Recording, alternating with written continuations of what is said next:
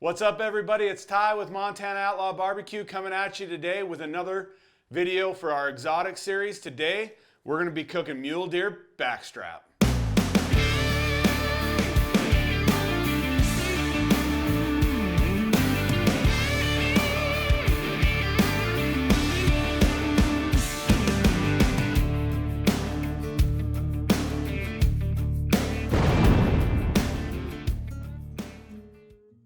So one of the great things about living in Montana is we have world-class deer, elk, antelope, all over the place running around. We are fortunate enough to live on a ranch where we have those animals.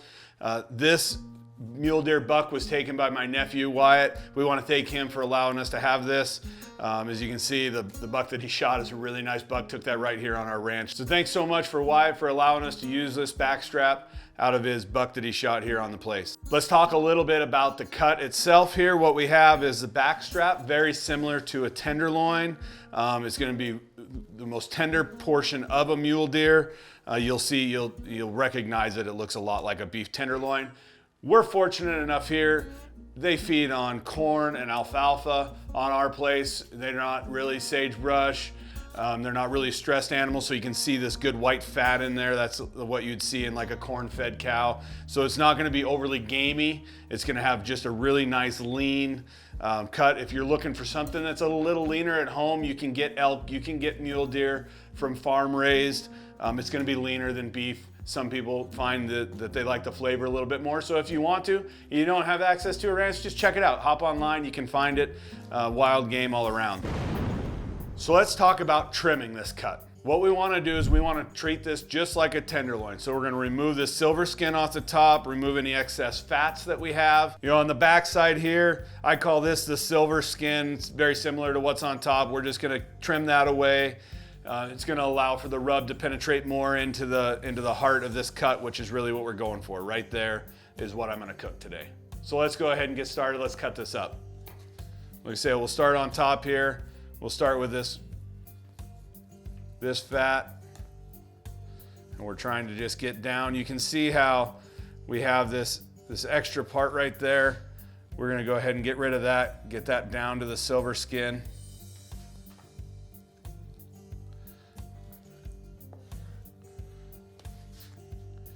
Get underneath that silver skin. You can see just by how hard it is to cut through, no rub's going to penetrate through that.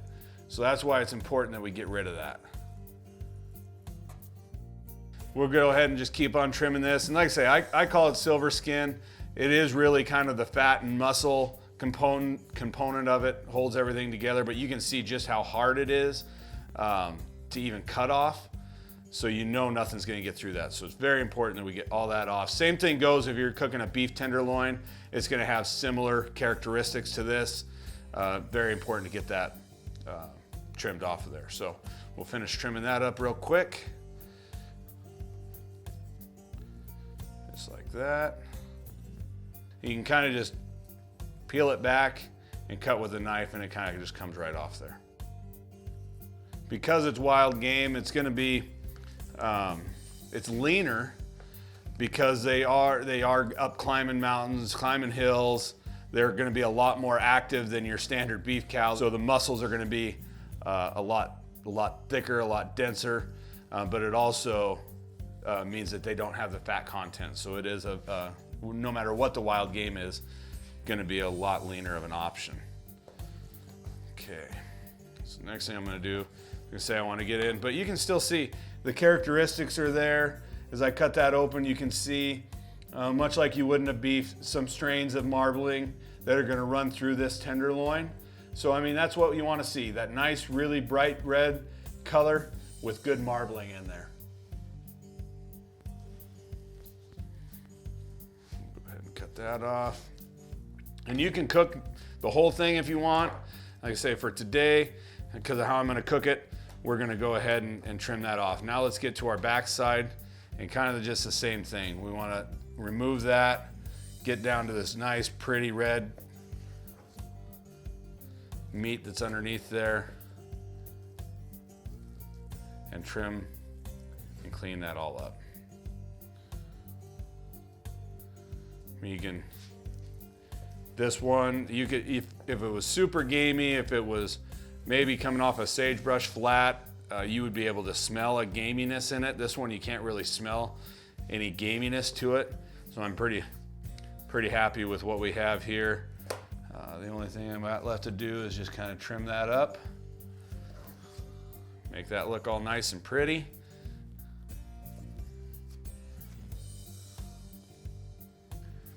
Now, we're gonna treat this just like we do our beef. We're gonna season it like we would a beef tenderloin.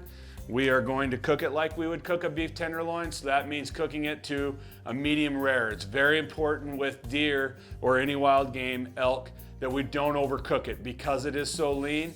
If you overcook it, it is gonna get dry very easy. It's much more temperamental than even beef would be, a beef tenderloin, just because it doesn't have the heavy fat contents. It is so lean. So next step we got here, now that we got this all trimmed up, we'll clean up our scraps here a little bit, and we're gonna get this thing seasoned, and then we're going to show you how we cook it. We're gonna pan sear it first, get it on the Traeger, finish it out, looking for that internal temperature of about 130, 135 degrees, good mid-rare, little rest period in there.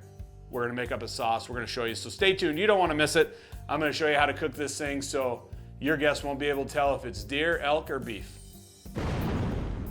All right, now we've got our backstrap all trimmed up, it's ready to go. We're gonna hit it with our seasoning. Like I said earlier, we're gonna treat this just like we would a beef tenderloin. So for today, we're gonna be using our Montana Outlaw beef rub. Why do we wanna use it? It's heavy salt, heavy black pepper. It's got good garlic in it. It's got good paprika in it. It's gonna give it a beautiful color. Most importantly, it's gonna have enough flavoring in it that it'll stand up without having to over season, so as all we taste is a rub. We still wanna make sure that we get to taste the fact that this is deer without it being too gamey. We wanna make sure that it's just got good flavor. So we're gonna hit it. Nothing real special here. Again, you don't need to over season, so a nice light coat. Just start over the top. And don't worry about the parts that are falling off. We'll use those up here in a second. Make sure we get all sides evenly.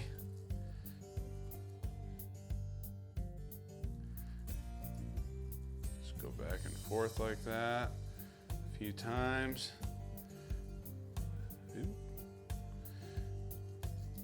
Okay, and now this extra part that we have there, just go ahead and tamp in on the edges so you get that good and seasoned edge as well. Go ahead and roll it around in there just a little bit, pick up a little extra seasoning. So like we do with everything, all our cuts of meat, we're gonna let this rest for about 10 to 15 minutes. We wanna give that salt an opportunity to interact with the excess moisture that's left inside this backstrap. It's gonna concentrate those flavors. It's gonna allow everything to penetrate in, help with that good smoky flavor we're gonna put on when we get it on the Traeger back here. So while this is resting, let's go ahead and get our Traeger fired up. We're gonna set our temperature to 250 degrees because we're gonna pan sear this first. And so we're just looking to get some smoke flavor in there and finish that out kind of nice and slow. So we don't wanna do anything too high heat, about 250 degrees today. All right, so we've got our Traeger fired up. We've got our backstrap from our mule deer seasoned. It's been rested for about 15 minutes. We're gonna do this even though we're cooking outside. We have to bring some inside components out every once in a while. Got a stainless steel pan here on top of a hot plate. The reason we're gonna do that is I wanna sear that backstrap off first. I wanna get a little bit of a crust on it. Then we're gonna go onto the Traeger at 250 to finish it out. The reason I do that is because we're gonna make a really good bourbon mushroom cream sauce to go over the top. And I wanna get some of that good mule deer crust components, some of that stuff that you're gonna get with a hard sear into here. So we've got that, our pan's hot. We're just gonna add in a little olive oil. Use any olive oil. You can use grapeseed oil, but we just want some sort of good fatty oil component. Let's go ahead and drizzle some of that into our pan. And that's gonna get nice and hot. Make sure our pan is good and soaked. That oil's good and fluid. So we're just gonna pop over here, grab our backstrap here. We wanna get a good hard sear kind of on all four sides. Make sure we keep it nice and hot.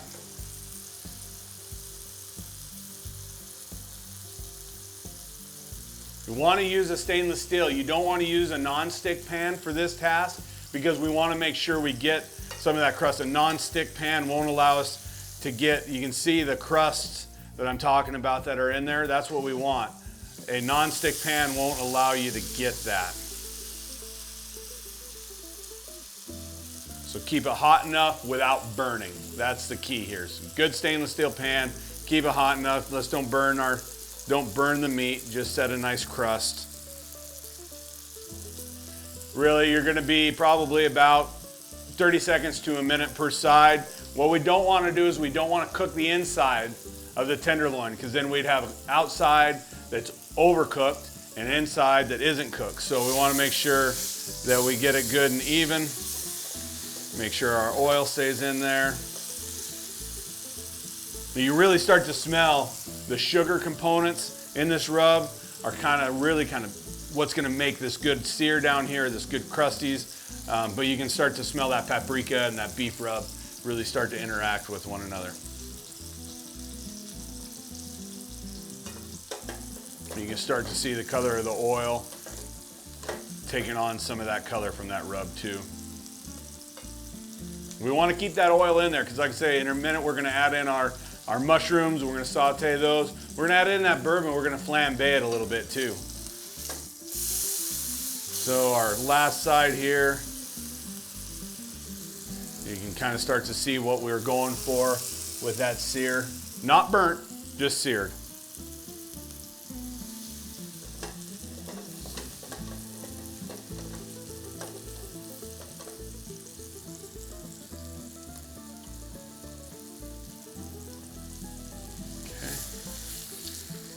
Okay, yeah, you can start to see, like I say, talk about that sear that we get on that. So now that we got that done, let's get it over on the Traeger. Again, smoking it at 250 degrees, looking for an internal temperature of about 130 degrees. We're gonna let it rest for about 5 to 10 minutes after we get it off the smoker. Cook time on this is gonna kind of vary. I'm gonna say we're gonna be about 20 to 30 minutes in at 250 degrees to hit our target temperature.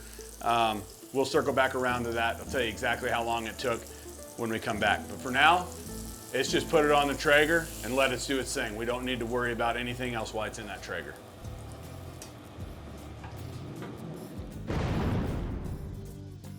Okay, so we've got our mule deer backstrap going on the Traeger right now. Let's go ahead and make a sauce. I want to make a really nice kind of mushroom cream sauce. We're gonna add in a little bourbon component. It's good to add a little bit of an alcohol component to it, but we're gonna burn it all off, so it's not gonna have any high proof alcohol in it. You won't have to worry about getting anybody drunk when you serve it. It's just I like the bourbon because that vanilla kind of and that creaminess comes out in it. The caramel brings a nice sweetness to this sauce. So let's go ahead and start with our ingredients. We're gonna use about 8 to 10 ounces of mushrooms. Today we're gonna be using shiitakes. We're gonna use half a shallot, finely diced. We're gonna use 3 cloves of garlic. Once that's all done and sauteed, we're gonna add in a splash of bourbon. I'm not really gonna measure the next couple components. I'm gonna cook more by feel. So we're gonna add in a good splash of bourbon. At that point, we're gonna go to our heavy whipping cream, again, kind of by feel. We're gonna add in 3 tablespoons of butter. At that point, kind of help us kind of thicken it, add a nice fatty component to it. Thin it down just a touch with some vegetable broth, bring in some good savory notes, season with salt and pepper. Don't need to worry about adding too much salt and pepper to it because we are gonna have some saltiness from our rub. Now that we've gone through all the ingredients, let's get our hot pad back out. Let's get our pan hot. Let's go ahead and start cooking up this sauce, and we'll go check on that venison here pretty quick.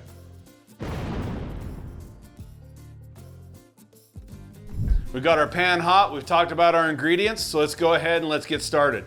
You'll see we got a little bit of that oil left from when we seared off those backstraps, so we're just gonna utilize that up. We're gonna add in our mushrooms first. We're gonna get started with that. Get our heat up here nice and hot. You'll see as we work down through there, scraping up those nice little bits that are left in there.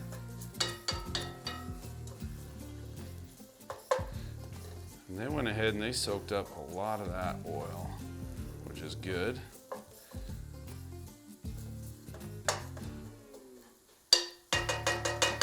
And because they soaked up so much of that oil, I'm gonna go ahead and add in just a tablespoon of butter because I want to get some good sear in there. I don't want to burn them. So if there's not enough oil in there, that's a quick, easy thing to do. Go ahead and just add in a stick of salted butter, a tablespoon or so.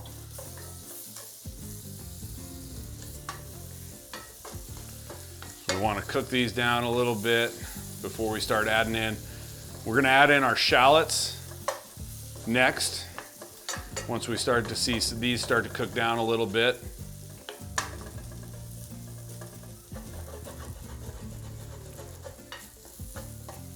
And the garlic's gonna go in last.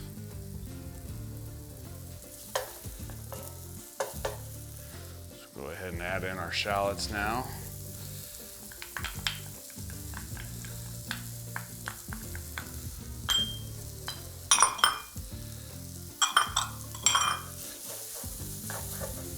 We're gonna cook those until they're starting to get kind of tender, translucent. You can start to smell all the flavors that are coming together. You know, this is pretty typical of any sauce. So if you're familiar making a sauce, it's gonna be pretty similar to that. Okay, now that we're starting to see those shallots hedge towards tender, you can start to see they're pulling up all those nice crumbs. Go ahead and add in our garlic next. The garlic, you're only gonna wanna cook it for 20 to 30 seconds, just till it starts to get really fragrant. You don't want that garlic to burn.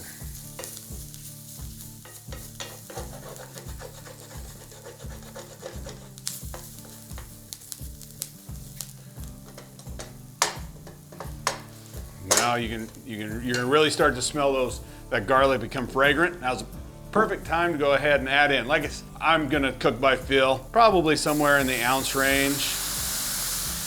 We're gonna deglaze that off. You can already smell those caramels coming out. Now comes the fun part of the cooking show. I get to light stuff on fire. So we're just gonna keep that going.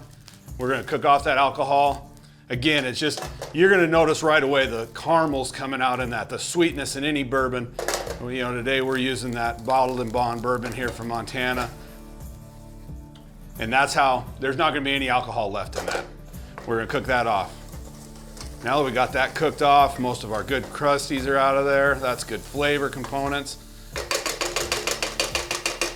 We're gonna add in our vegetable broth.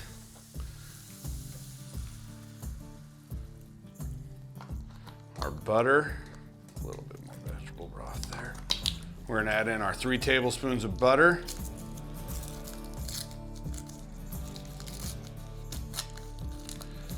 We're gonna simmer.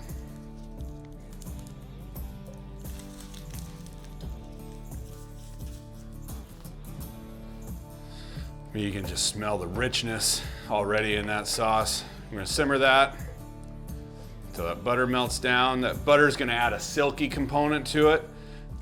In my opinion, I call it silky. I don't know what other chefs are gonna call it, but if you are a trained chef, don't pick apart my video too much. I'm just a backyard barbecue guy who loves to cook. So be gentle. We don't want to boil it. We don't want to burn it. We want to have a good simmer on it. Bring all these flavors together. And at the end, we're going to add our cream, because that cream we're going to curdle if you cook it too long. So you don't want to add that in until close to the end. So while this is simmering here for a little bit, I'm going to run and check our temperature on our venison. So we'll be right back. We're going to check that. So this is a perfect time. While this simmers, you're gonna want this to simmer for 5 to 10 minutes. We're gonna come back, add that cream in, salt, pepper, and it'll be ready to go. So stay tuned, come back. You don't need to watch this simmer for 5 to 10 minutes of video. Nobody has that kind of time.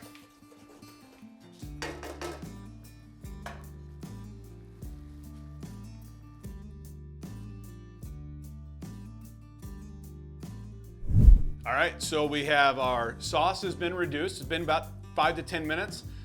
Checked our temperatures on our venison backstraps. They're sitting at about 128 degrees, so everything's coming together just right. So it's time to go ahead and add our cream. Again, just gonna kind of guesstimate here a little bit. Start out with maybe just a little less than you might think, and just go ahead and mix that in. We want to turn it down. We don't quite want that hard simmer that we had. So I always, when I'm cooking by feel, I'll add in less than what I'm pretty sure I'm gonna ultimately end up using. Go ahead and add in just another little splash here. Yeah, so I'm just looking to add in a little bit of a fatty component, a little bit of a creamy. You can see it's thinned down a little bit on me. So I am gonna wanna bring my temperature up just a touch.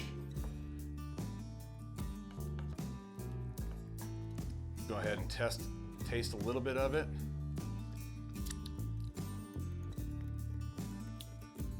Not gonna need a lot of salt and pepper. We'll go ahead and just add just a smidge of salt. And to me, it needs just a touch more pepper. And remember, we got our backstrap's pretty well seasoned, so we want this to complement, not overpower. So just like that, that's all we're gonna add. That's how we're gonna make our bourbon mushroom cream sauce. You can see it's starting to simmer there just a little bit for me. About 3-4 minutes is all it's gonna take on this. It's gonna thicken up. You'll see that consistency when we go ahead and plate this out. So I'm gonna let that simmer for about 3 or 4 minutes. Check on that venison, get it pulled and rested. Come back, we're gonna plate it. Again, enjoy the bubbles.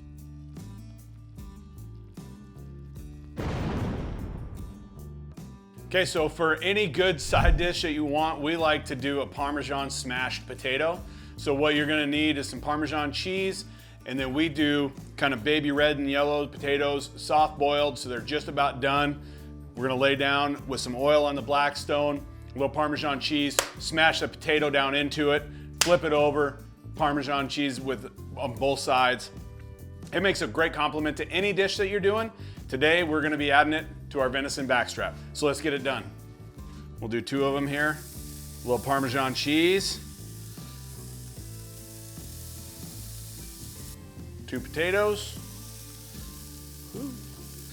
Make sure we get some oil on the bottom of our spatula. Smash it down.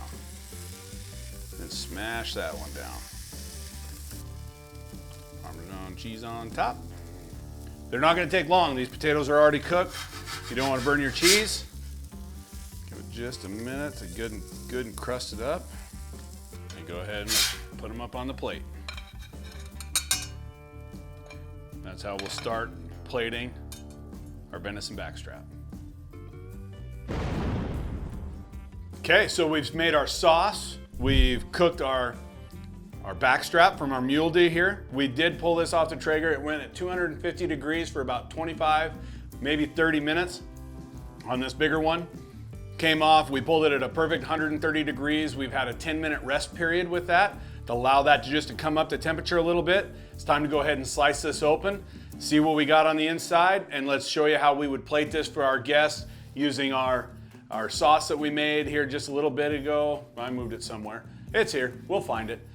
We got the sauce, we're gonna put the sauce over the top of it. We've done some smashed potatoes with Parmesan over the top. Just a nice little addition that's gonna really complement our backstrap here today from our mule deer. So, without further ado, let's go ahead and cut it. I'm gonna cut it at a little bit of an angle. I wanna be able to kind of fillet those out so that you can see a nice cook and good pink color on the inside here. So we'll start with that end piece, and you can see, I mean right there, perfectly cooked for venison or any wild game. And you can go kind of thicker slices, cut on that angle.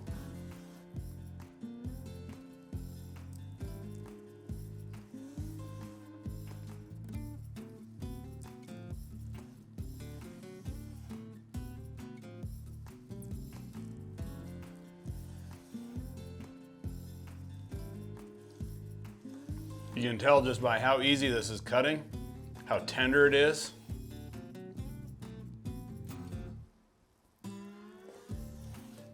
And you can see all the way through just that perfect cooked venison backstrap.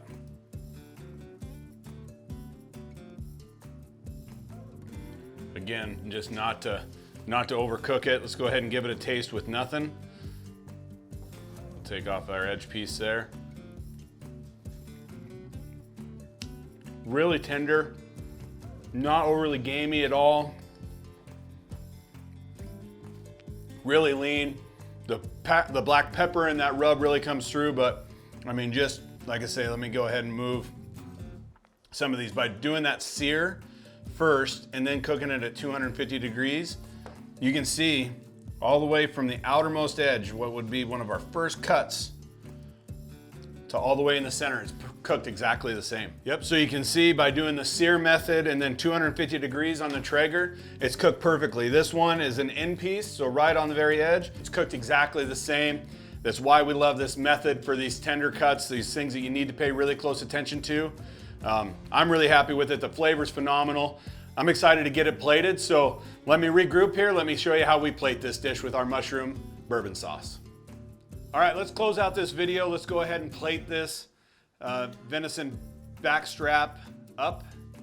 We're gonna go ahead and put this, like I said earlier, these are Parmesan smashed potatoes. It was very simple to make. We got a little clip, probably will show up on some social media, but it's just basically soft boiled, small yellow and red potatoes, Parmesan cheese smashed flat and coated. So we're gonna take that and go over the top with our venison, just like that. And then we have our mushroom sauce. And it kind of, you're gonna notice it got nice and thick over the top of that.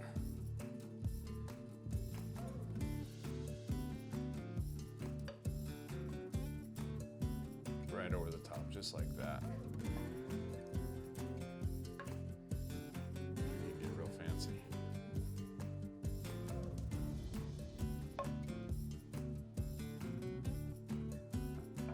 Get a little sauce down there. Then the only thing that's left to do from there is just enjoy it. I've already tried a bite. It's phenomenal. The flavors are gonna go together so good.